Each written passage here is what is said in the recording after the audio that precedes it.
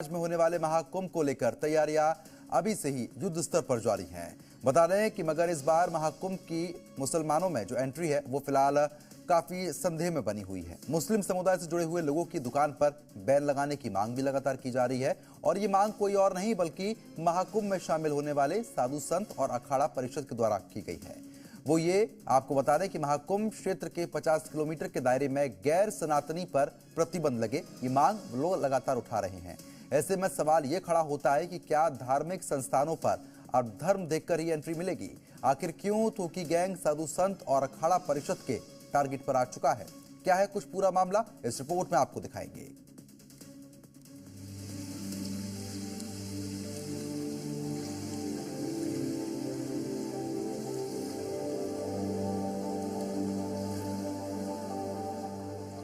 कुंभ के 50 किलोमीटर के अंदर में किसी नए व्यक्ति को दुकान लगाने की, सामान बेचने की परमिशन नहीं होनी चाहिए।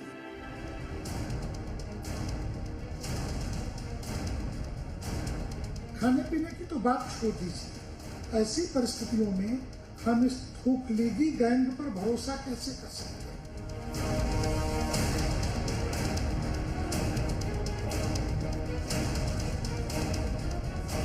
किसी भी तरीके के इस थूकलीगी गैंग का कोई भी सामान यहाँ बिकना नहीं चाहिए। अब इसे चेतावनी समझिए या फिर यूपी सरकार से अपील। मगर आगामी कुंभ मेले को लेकर साधु संतों और हिंदू संगठनों ने अपना स्टैंड क्लियर कर दिया है। वो ये कि महाकुंभ में मुस्लिमों के प्रवेश पर प्रतिबंध लगे। मुस्लिम समुदाय के लोग ना तो कुंभ मेले में दुकान लगाएं और ना ही सामान बेचें। हम इस थूकलीगी गैंग पर भरोसा कैसे कर सकते हैं?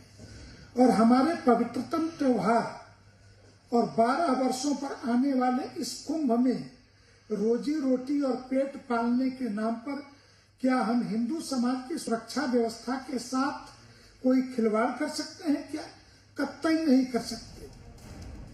ये स्वामी जितेंद्रानंद सरस्वती हैं, जो अखिल भारतीय संत समिति के महासचिव हैं। स्वामी जितेंद्रानंद सरस्वती ने अपने ताजा बयान में सीएम योगी से अपील करते हुए कहा है कि महाकुंभ की पवित्रता, शुचिता और सुरक्षा को बनाए रखने के लिए थूक लीगी गैंग को महाकुंभ से दूर रखना होगा।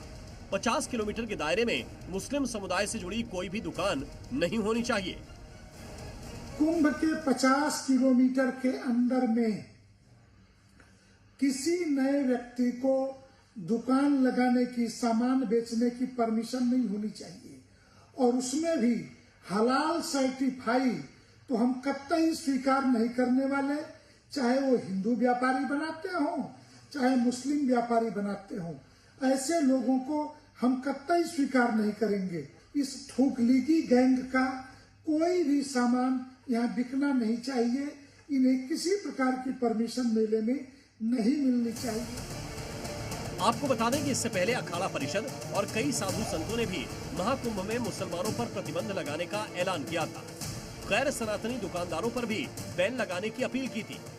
सनातनी वालों को ही परमिशन होनी चाहिए, किंतु ऐसे आएंगे दूसरे धर्म वाले तो उनका धर्म भ्रष्ट करेंगे। हमें उनसे कोई बैर नहीं है, लेकिन कोई ठूक कर खिला रहा है, जूस में थूक मिला रहे हैं, तो ये चीज़ साधु संतों की इसमें जो है तपस्या, उसमें विघ्न आ सकता है। और अब अखिल भारतीय संत समिति भी खुलकर प्रयागराज महाकुंभ मेले में मुसलमानों के प्रवेश पर पाबंदी की बात कर रही है।